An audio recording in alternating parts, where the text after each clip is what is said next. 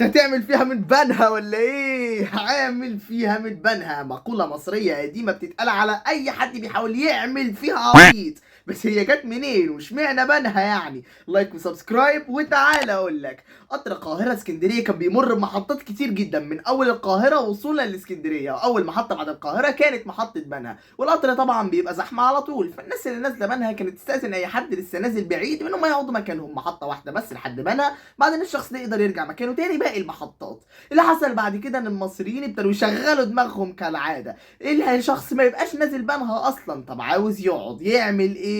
يعمل فيها من بنها ويقول لحد لسه نازل بعيد قعدني مكانك، ولما تفوت محطه بنها والشخص ده يسال عن مكانه يعمل فيها عبيط ويسوح الشخص دوت ويخليه يدور على مكان تاني، وعشان كده اي حد بيعمل فيها عبيط بيتقال عليه عامل فيها من بنها. وبس كده، تحياتي لاهل بنها اجدع ناس، لايك وسبسكرايب واشوفكم في فيديو جديد.